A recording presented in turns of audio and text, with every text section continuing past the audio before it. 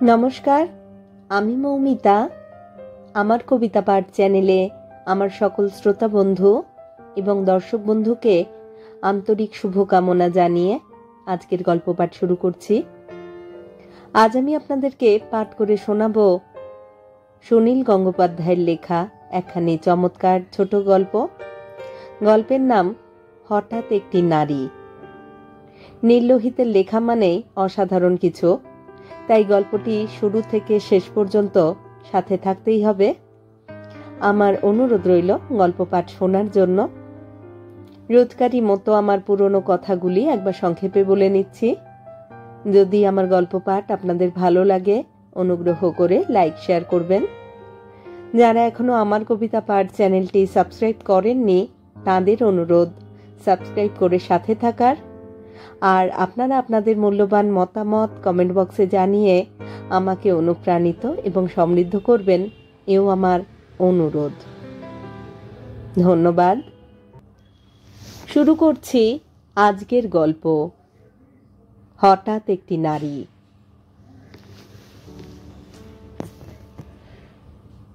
প্রশান্ত দত্ত নিজেকে প্রশ্ন করলেন, আমি কি সৎ লোক না অসৎ লোক? তিনি শুয়ে আছেন একটা ছোট চৌকিতে, নদীর ধারে ফাঁকা জায়গায় গাছের নিচে। মিষ্টি রকমের গরম, তবু গাছতলায় খানিকটা স্বস্তি পাওয়া যায়। একটার পর একটা সিগারেট টেনে যাচ্ছেন তিনি, আর চোখে বারবার তাকাচ্ছেন পাশের বাড়িটার দিকে। বাড়ি মানে কুঁড়ে ঘর, তারও খুব জীর্ণ দশা। এ বাড়িটাতে থাকে স্বামী স্ত্রী আর একটা ছেলে। স্বামীটা অপদার্থ, দেখলেই বোঝা যায়। অল্প বয়সে বুড়িয়ে যাওয়া চেহারা। ছেলেটা তেলতেলে মুখ, গোলগাল চেহারা, গ্রাম্য বালক যেরকম হয়। বউটি বয়সে বছর 30-32 হবে বোধ হয়। সারাক্ষণ কাজ করে। সে একাই যে সংসার সামলায় তাতে কোনো সন্দেহ নেই। ভারী ভালো মেয়ে। স্বামী পুত্রের সেবা করাই তার একমাত্র কাজ। কিন্তু বউটির স্বাস্থ্য একটু খারাপ হলেও তো পারত। এত সুন্দর শরীরের গড়ন থাকার কি দরকার ছিল? যেরকম দারিদ্র্য এদের, তাতে তো প্রায় ঘাস পাতা খেয়েই দিন কাটায় মনে হয়। তবু এমন স্বাস্থ্য পায় কি করে? প্রশান্ত দত্ত ওই বউটির শরীরের রেখা বিভঙ্গ থেকে চোখ ফেরাতে পারছেন না। স্ত্রীলোকটিকে ঠিক রূপসী বলা যায় না। গায়ের রংটা পোড়া পোড়া, চোখ না কিছুই নিখুঁত নয়, কিন্তু নিছক স্বাস্থ্যের যে একটা সৌন্দর্য আছে, সেটা এর আছে পুরোপুরি। যে কারণে আকাশের একটা চিল সুন্দর, বুনো ঘোড়া সুন্দর, দেবদারু গাছ সুন্দর, সেই কারণেই এই স্ত্রীলোকটিকে সুন্দরী বলা যায়। শরীরে কোথাও কিছু অতিরিক্ত নেই। বুক, কোমর, উরু সবকিছুই মানানসই। স্ত্রীলোকটির কপালটাও বেশি চওড়া। প্রশান্ত দত্ত হাসলেন। যার কপালে এত দুঃখ কষ্ট, তার কপাল এত বড় হয় কেন?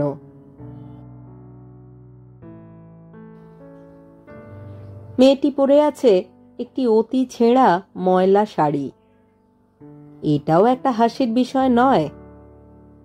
প্রশান্ত দত্ত দেখেছেন শহরে কত বেঢপ চেহারার মেয়ে কত দামি দামি শাড়ি পরে সাজগোজ করে। যার পেটটা গণেশের মতন, সেও পেট খোলা ব্লাউজ পরতে চায়। মারোয়ারি মহিলাদের সাজগোজ দেখলে তো বমি আসে প্রায়। অথচ কয়লাখনি এলাকায় এমন অনেক মজুরনি দেখা যায়, যাদের শরীর দেখলে মনে হয় মানবী মূর্তির আদর্শ। সাজগোজ করলে তাদেরই মানাবে, কিন্তু তাদের পরনের কাপড় জোটে না। এটা হাসির ব্যাপার ছাড়া আর কি? এই যে বাড়ির বউটি, এ একটি সৎ নারী। মুখ দেখলেই বোঝা যায় সৎ কিনা। প্রশান্ত দত্ত বিড়বিড় করে বললেন, she is a good women, no doubt. পৃথিবীতে যা কিছু সৎ, তার প্রতি এখনো মানুষের একটা গোপন শ্রদ্ধা আছে। এই স্ত্রীলোকটির প্রতি প্রশান্ত দত্তেরও শ্রদ্ধা হচ্ছে। বিশেষত এত দুঃখ দারিদ্র্যের মধ্যেও থাকতে পেরেছে। দারিদ্র তো শুধু অভাব আনে না, দারিদ্র মানুষকে বড় নীচ করে দেয়। স্ত্রীলোকটি চরিত্রটিকে মনে মনে শ্রদ্ধা করলেও প্রশান্ত দত্ত এর শরীরের দিকে বারবার না তাকিয়ে পারছেন না, এবং সেই দৃষ্টির মধ্যে লোভ আছে। সেই জন্য প্রশান্ত দত্ত নিজেকে প্রশ্ন করলেন, আমি নিজে কি সৎ না অসৎ? আমি এই গেরস্থ ঘরের বউটির দিকে এরকম ভাবে তাকাচ্ছি কেন? কেন না তাকিয়ে পারছি না? আমার মধ্যে কাম প্রবৃত্তি বেশি, এটা কি দোষের ব্যাপার? প্রশান্ত দত্ত নিজেকে সাধারণ মানুষের চেয়ে অনেকটা উঁচু বলে মনে করেন। সেই রকম মনে করার আপাতত কিছু কারণও আছে। প্রশান্ত দত্ত উদার এবং দয়ালু হিসেবে পরিচিত, প্রতিভাবান পুরুষ, পড়াশুনোতে নামকরা ছাত্র ছিলেন। সাধারণ মধ্যবিত্ত ঘরের ছেলে, বিএসসি এমএসসিতে তার সাবজেক্টে ফার্স্ট হয়েছিলেন। তারপর মোটামুটি একটা ভালো ধরনের সরকারি চাকরি। কিছুদিন চাকরি করার পর তিনি বীতশ্রদ্ধ হয়ে গেলেন।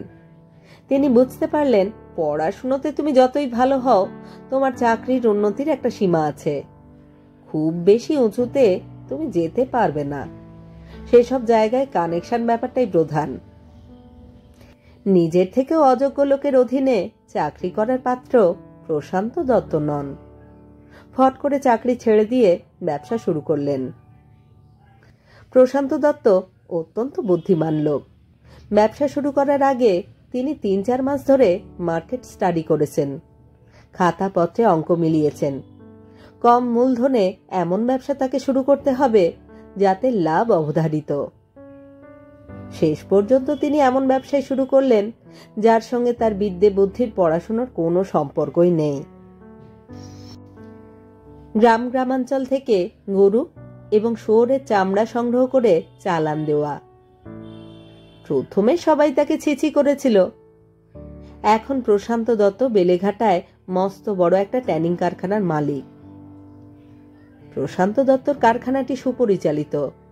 তিনি নিজে সবসময় খাটেন। কর্মচারীরা অন্যান্য কারখানার চেয়ে বেশি মাইনে পায়, সুযোগ সুবিধেও অনেক। কারুর কোনো অভিযোগ নেই। এই দরিদ্র দেশের বেশ কয়েকটি পরিবার প্রশান্ত দত্তর জন্য ভালোভাবে খেয়ে পড়ে আছেন। প্রশান্ত দত্ত মাঝে মাঝে ভাবেন, আমি যে এত সব করছি, এর বিনিময়ে আমি কি পাচ্ছি? একটি অবাধ্য সাপ্লায়ারকে সিধে করবার জন্য প্রশান্ত দত্ত নিজে বেরিয়েছিলেন ইন্সপেকশনে। বর্ষার সময় এদিককার রাস্তাঘাটে মোটর চলে না, গরুর গাড়ি কিংবা নৌকা ছাড়া উপায় নেই। প্রশান্ত দত্ত বড় সাইজের নৌকা নিয়ে যাচ্ছিলেন। সেই নৌকার তলার কাঠ সরে গেছে। যতক্ষণ না সারানো হয় তিনি বিশ্রাম নিচ্ছেন গাছতলায়। প্রশান্ত দত্ত সহকারী এই বাড়ি থেকে প্রথমে বাবুর বসার জন্য একটা চেয়ার টেয়ার চেয়েছিল। ওরা দিতে পারেনি, কারণ ওদের বাড়িতে চেয়ার নেই। অনেক কিছুই নেই ওদের। গোটা বাড়িটা জুড়েই একটা নেই নেই ভাব। শেষ পর্যন্ত একটা ছোট খাট বার করে দিয়েছে, যেটা নিশ্চয়ই ওদের শোয়ার খাট। একটা পায়া ভাঙা।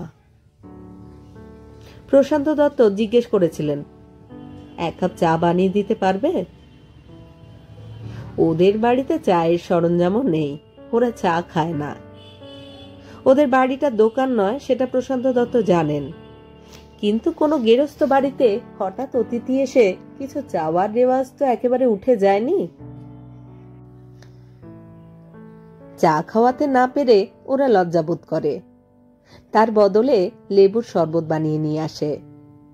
প্রশান্ত দত্ত সে শরবত ছুঁয়েও দেখলেন না, কিন্তু এই পরিবারটি সম্পর্কে উৎসাহী হয়ে উঠলেন। স্বামী স্ত্রী আর একটা 10-12 বছরের ছেলে। স্বামীটি অকাল বৃদ্ধ, নির্বোধ, অপদার্থ। ওর নাম দীনু ভট্টাচার্য। বউটির নাম বাসনা। নামটিতে বেশ মানিয়েছে বউটিকে। প্রশান্ত দত্ত কিছুক্ষণ কথাবার্তা বললেন ওদের সঙ্গে। একটা জিনিস তিনি কিছুতেই বুঝতে পারলেন না, ওদের সংসার চলে কি করে। কোনো জমি জমা নেই, লোকটির কোনো রোজগার নেই, তবু খেয়ে পড়ে আছে তো দেখা যাচ্ছে। কতদিন থাকতে পারবে? প্রশান্ত দত্ত একবার ভাবলেন এদের একটু উপকার করবেন। স্বামীটিকে তিনি অনায়াসে একটি চাকরি করে দিতে পারেন। লোকটির যোগ্যতা যাই হোক, তবু মাসে ওর 250-300 টাকা রোজগারের ব্যবস্থা করে দেওয়া প্রশান্ত দত্তর পক্ষে কিছুই শক্ত নয়। কিন্তু দিনু ভট্টাচার্য এই জায়গা ছেড়ে কলকাতায় চাকরি করতে যাবে না। লোকটা কলকাতা শহরকে ভয় পায়।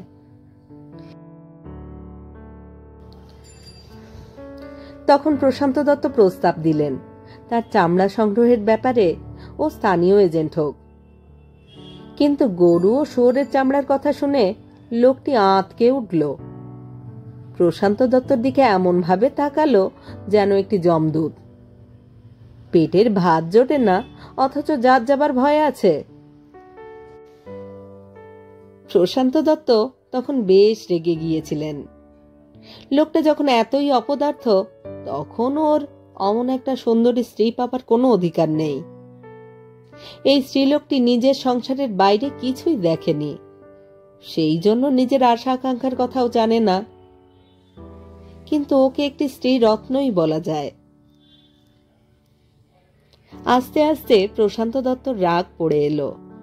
তিনি ভাবলেন, ওদের ব্যাপার নিয়ে আর মাথা ঘামাবেন না। এই রকম লক্ষ লক্ষ অসহায় পরিবার আছে দেশে, তিনি তার আর কি করবেন। কিন্তু নৌকার মেরামত কাজ শেষ হচ্ছে না। একা একা শুয়ে থাকতে আর কতক্ষণ ভালো লাগে। নৌকার মধ্যেই তার জন্য রান্না চেপেছে, আরো বেশ কিছুক্ষণ কাটাতে হবে। প্রশান্ত দত্ত ছেলেটিকে ডেকে কিছুক্ষণ কথা বললেন। চেহারায় গ্রাম্যতা থাকলেও বেশ চালাক চতুর ছেলে। ভালো করে লেখাপড়া শিখলে মানুষ হতে পারত। কিন্তু ওর ওই অপদার্থ বাবা কি আর বেশি দূর লেখাপড়া শেখাবে ছেলেকে? তিনি তখন ভাবলেন, তার কাছে ক্যাশ টাকা আছে সচারেক, এর মধ্যে 100-3 টাকা তিনি ইচ্ছে করলে এদের দান করতে পারেন। এদের যা অবস্থা, 300 টাকা তো প্রায় 7 রাজার ধনের সমান। দিয়ে দেখবেন নাকি কিরকম প্রতিক্রিয়া হয়। কিন্তু শুধু প্রতিক্রিয়া দেখার বদলে 300 টাকা দেওয়া যায়? অনেক পরিশ্রম ও মেধা খরচ করে টাকা রোজগার করতে হয়। এর বিনিময়ে তিনি যদি কিছু চান, কি? প্রশান্ত দত্ত নিজের মনের কাছে স্বীকার করলেন, স্ত্রীলোকটির প্রতি তিনি আকৃষ্ট হয়েছেন। স্ত্রীলোকটিকে ভোগ করতে পারলে মন্দ হতো না। পরক্ষণেই মন থেকে চিন্তাটা তাড়িয়ে দিলেন। এটা ঠিক নয়। গরিব হোক যাই হোক, এদের একটা মোটামুটি নিরুপদ্রব সংসার, সেটা তছনছ করে দেওয়া তার উচিত নয়। এতে মানুষের আদিম মূল্যবোধে আঘাত করা হয়। তিনি তো পাষণ্ড নন। অথচ তার চোখ ঘুরে ঘুরে চলে যাচ্ছে ওই বাসনা নামে স্ত্রীলোকটির দিকে। তিনি উপভোগ করছেন ওর স্বাস্থ্যের সৌন্দর্য। একবার ওর সারা শরীরে হাত বুলোতে পারলেও বেশ আরাম হতো। কিন্তু তিনি যদি এই ইচ্ছেটা প্রকাশ করে ফেলেন, সবাই কিরকম ছিছি করবে। গোপনে লুকিয়ে চুরিয়ে করলে কিছু আসে যায় না অবশ্য। প্রশান্ত দত্ত স্ত্রী অনেক দিন ধরে হাঁপানি অসুখে ভুগছেন।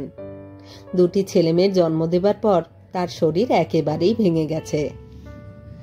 যদিও প্রশান্ত দত্ত স্ত্রীর অযত্ন করেন না, চিকিৎসার ত্রুটি নেই এবং স্ত্রীর প্রতি তার ভালোবাসাও আছে। কিন্তু তিনি ভোগী পুরুষ। সারাদিন তিনি কাজে ডুবে থাকলেও মাঝে মাঝে তার মধ্যে ভোগ বাসনা মাথাচাড়া দিয়ে ওঠে। লোকে একে লালসা বলবে। তিনি সামাজিক ও সজ্জন। শুধু নিজের পরিবার নয়, তার কারখানার উপর নির্ভরশীল অনেকগুলি পরিবারের প্রতি তিনি সুবিচার করেন। অথচ এর বিনিময়ে তিনি কিছু চাইতে গেলেই অপযশ হবে। তিনি যদি হোটেলে কোনো মেয়ে মানুষ রাখেন, লোকে তাকে বলবে লম্পট। পারা যায় না। আর এই যে এখানে এই স্ত্রীলোকটির এমন চমৎকার শরীরটা নষ্ট হচ্ছে, সেটা বুঝি অন্যায় না? প্রশান্ত দত্ত ছেলেটিকে আবার কাছে ডাকলেন। ব্যাগ থেকে 300 টাকা বার করে বিনা ভূমিকায় ছেলেটিকে বললেন, তোমার মাকে দিয়ে এসো তো। ছেলেটি ভ্যাবাচাকা খেয়ে গেল। তিনি হুকুমের সুরে বললেন, যাও, দাঁড়িয়ে রইলে কেন? তোমার মাকে দিয়ে এসো। ছেলেটি দৌড়ে বাড়ির মধ্যে চলে যেতেই প্রশান্ত দত্ত উঠে বসে উৎফুল্লভাবে পা দোলাতে লাগলেন। বেশ একটা নতুন ধরনের খেলা পাওয়া গেছে। দিনু ভরচাঁদ একটু আগেই বাড়ি থেকে বেরিয়ে গেছে। দেখাই যাক না টাকাটা পেয়ে তার বউ কি করে। বাসনা ছেলের হাত ধরে বাইরে বেরিয়ে এলো। তার চোখ মুখ লাল হয়ে গেছে, খানিকটা বিস্ময় ও উত্তেজনায়। বাসনা লাজুক নয়, সে বেশ স্পষ্ট গলায় জিজ্ঞেস করল, আপনি এতগুলো টাকা পাঠালেন কেন? প্রশান্ত দত্ত অত্যন্ত বিনীতভাবে বললেন, আপনাদের আমার খুব ভালো লেগেছে, তাই সামান্য কিছু দিলাম, এই ছেলেটির যাতে পড়াশুনো হয়। এতগুলো টাকা?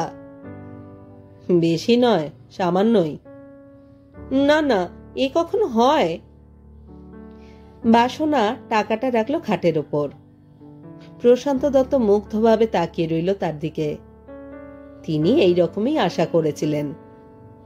টাকাটা ওর স্বামীর হাতে দিলে সে নিশ্চয়ই ফেরত দিত না। খুব হাত কচলাতো। তাতে প্রশান্ত দত্তর কি লাভ হতো? তিনি বউটির সঙ্গে একবার কথাও বলতে পারতেন না। বাসনা চলে যাচ্ছিল। প্রশান্ত দত্ত ডাকলেন, শুনুন। সে ঘুরে দাঁড়াতেই প্রশান্ত দত্ত নম্র গলায় বললেন, আপনাদের কোনো সাহায্য করতে পারলে আমার খুব ভালো লাগতো। আপনি তোকে চাকরির কথা বলেছিলেন? আমি কাঁচা চামড়ার কারবার করি বলে কি এ টাকা নিতে আপনার ঘেন্না হচ্ছে? টাকা কখনো অপবিত্র হয় না। না না, সে কথা তো বলিনি। এমনি এমনি কি এতগুলো টাকা কারুর কাছ থেকে নেওয়া যায়? তাহলে এর বদলে আমাকে কিছু দিন। দেবার মতো কি আছে আমাদের বলুন? প্রশান্ত দত্ত মনে মনে বললেন, তোমার শরীর। কিন্তু মুখে উচ্চারণ করলেন না। এত স্পষ্ট কথা মানুষ সহ্য করতে পারে না। টাকার বিনিময়ে শরীরের কথা বলার মধ্যে একটা সাংঘাতিক রূঢ়তা আছে। তাহলে ভালোবাসা? ভালোবাসা সম্পর্কে প্রশান্ত দত্তর এককালে দুর্বলতা ছিল। এখন কাজে ব্যস্ত থেকে সময় পান না। তিনি যদি একে বলেন, আমি তোমাকে ভালোবাসতে চাই, তুমি তা গ্রহণ করবে? কিন্তু এরা এত গরিব, শুধু ভালোবাসা নিয়ে মেয়েটি কি করবে? বাসনা ধীর পায়ে চলে গেল বাড়ির মধ্যে। প্রশান্ত দত্ত সেই দিকে চেয়ে রইলেন এক দৃষ্টে। তার চোখে এখন লোভের চিহ্ন মাত্র নেই, বরং বেশ খুশি খুশি ভাব। ঠিক যা হবার তাই হচ্ছে। মেয়েটি যদি টাকাগুলো নিয়ে নিত, তাহলে প্রশান্ত দত্ত ওকে অত পছন্দ করতে পারতেন না। খাটের তক্তাগুলো ফাঁক ফাঁক। এই তক্তার ফাঁকে টাকাগুলো গুজে রাখলে কয়েকদিনের মধ্যেই ওদের চোখে পড়বে। তখন আর ফেরত দেবার কোনো উপায় থাকবে না। প্রশান্ত দত্ত একবার ফাঁকের মধ্যে টাকাগুলো ঢুকিয়ে পরীক্ষাও করলেন, কিন্তু রাখলেন না। এতটা মহৎ তার পক্ষে সাজা অসম্ভব। তিনি তো সাধারণ মানুষ, দেবদূত তো নন। তার কামনা বাসনা আছে, সব কিছুরই একটা প্রতিদান পাওয়ার ইচ্ছে আছে। ওর স্বামী ফিরলে নিশ্চয়ই বলবে টাকার কথা। সে তখন কি করবে? আফসোস করবে? বউকে বকুনি দেবে? মারধর করবে না তো? এইসব অযোগ্য লোকেরাও বউকে পেটাতে খুব ওস্তাদ হয়। অযোগ্য পুরুষটাই বউয়ের উপর বেশি হম্বিতম্বি করে। প্রশান্ত দত্ত ভাবলেন, তিনি কি মেয়েটির ওপর তার স্বামীর অত্যাচারের কারণ হলেন? সেটা খুব বিশ্রী ব্যাপার হবে।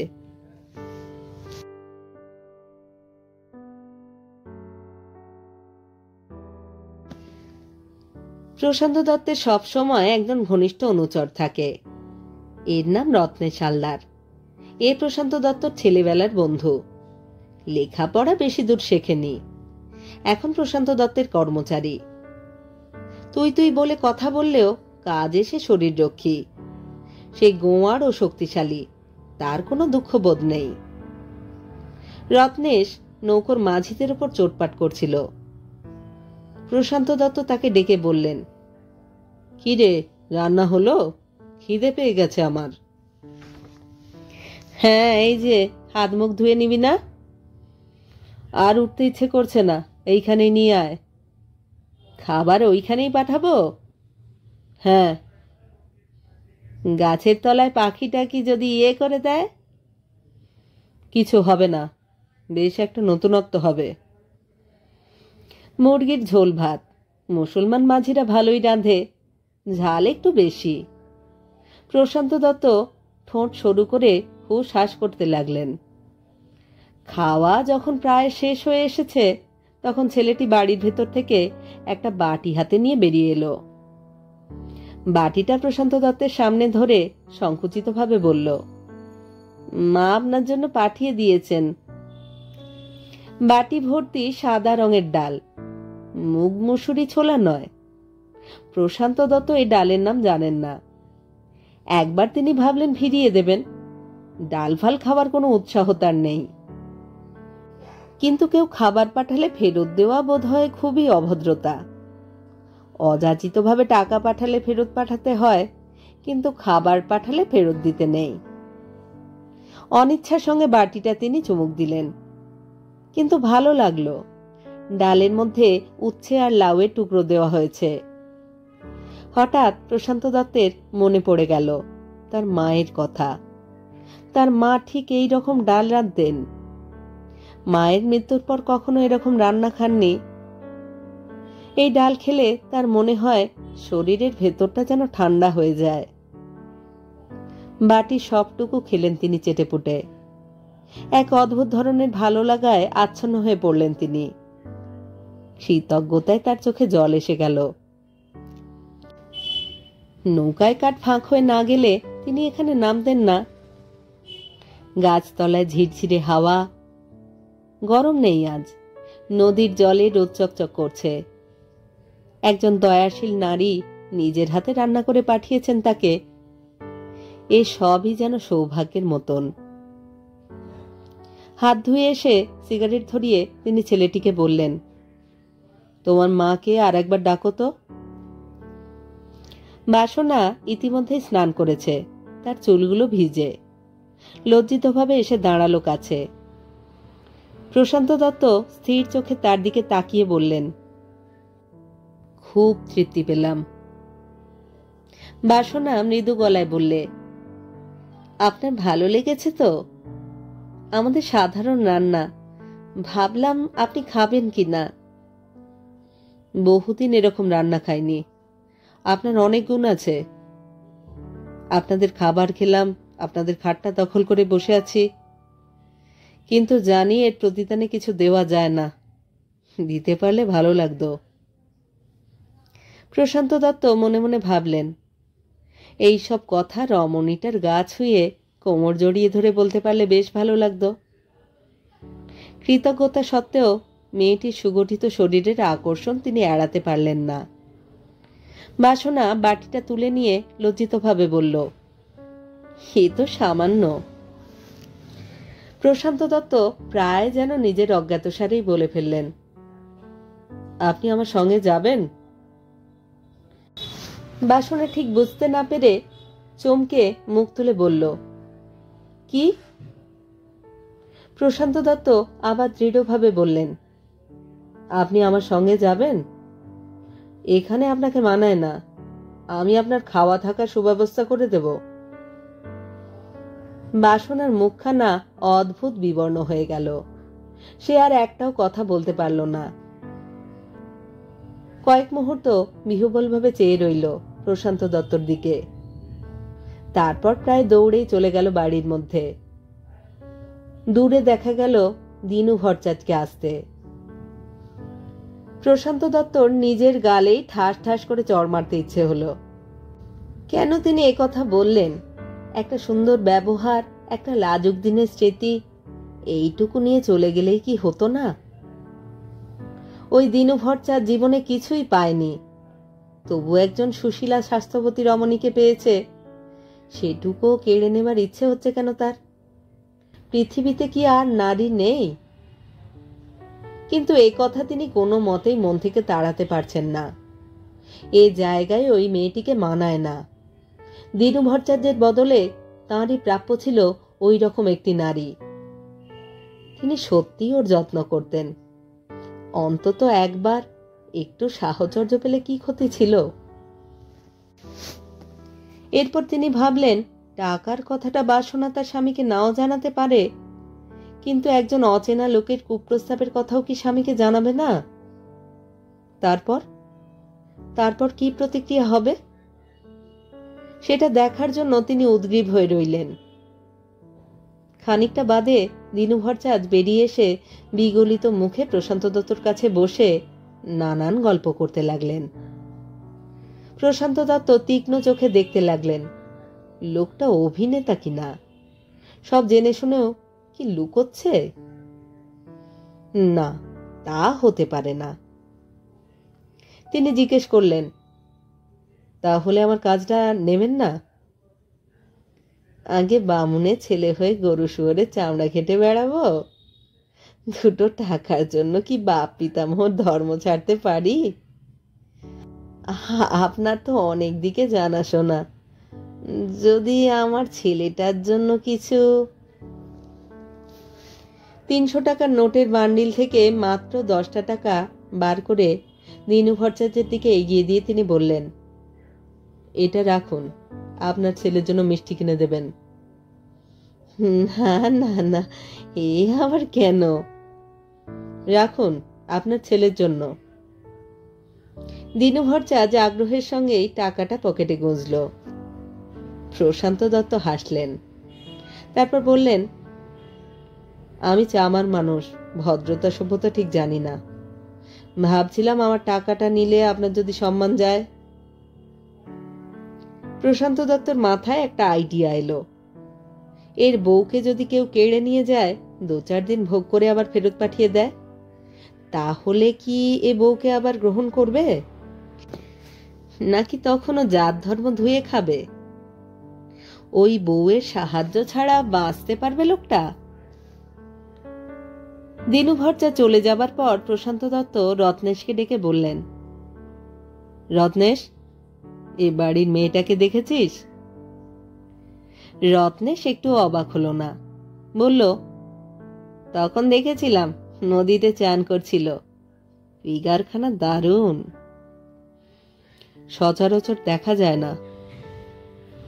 রত্নেশ ইঙ্গিত বুঝে বলল, কাছাকাছি আর বাড়িঘর নেই, এরা একা একা এখানে থাকে কি করে? চোর ডাকাতের ভয় নেই?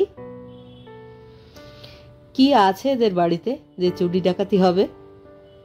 কেন, মেয়ে ছেলের জন্য কি ডাকাতি হয় না? এরকম মেয়ে ছেলে দেখলে অনেকেই।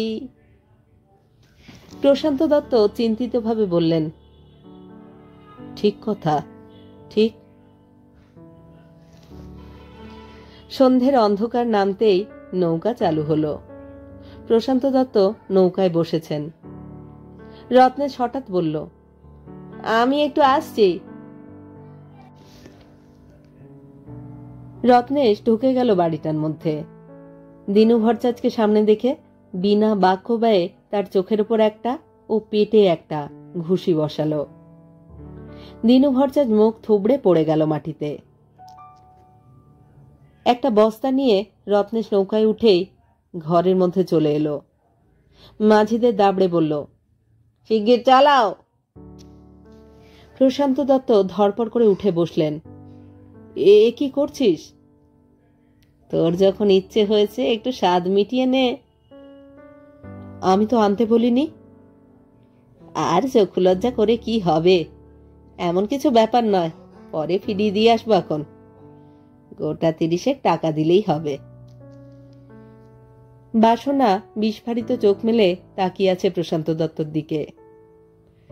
প্রশান্ত দত্ত বললেন, আমি আপনাকে জিজ্ঞেস করলাম আপনি আমার সঙ্গে আসবেন কিনা, আপনি কোনো উত্তর দিলেন না তো। বাসনা পাগলের মতন বলল, আমি বিষ খাবো। বিষ সঙ্গে আছে? আমি তো আমার কাছে বিষ রাখি না। আবার আমি জিজ্ঞেস করছি, আপনি আমার সঙ্গে যাবেন? ইচ্ছে হলে আপনার ছেলেকেও সঙ্গে নিতে পারেন। না না, আপনাকে দেখে আমার ভালো লেগেছিল, কিন্তু জোর করে কোনো মেয়েকে ভোগ করা আমার স্বভাব নয়। রত্নেশ, একে ফিরিয়ে দিয়ে আয়। রত্নেশ বলল, তোর যদি পছন্দ না হয় তাহলে আমি একটু জাপটাজাপটি করি, এনেছি যখন, টাকা নয় আমার পকেট থেকেই যাবে। বাসনা প্রশান্তর দিকে তাকিয়ে কেঁদে ফেলে বলল, আপনি আমার এত বড় সর্বনাশ করলেন কেন? প্রশান্ত দত্ত অত্যন্ত নিরস গম্ভীরভাবে বললেন, যে রকম ফাঁকা জায়গায় আপনাদের বাড়ি, তাতে তো যে কোনো দিন বদমাশ লোকেরা আপনাকে হরণ করতেই পারে। রত্নেশের স্বভাবটাও ডাকাতের মতন।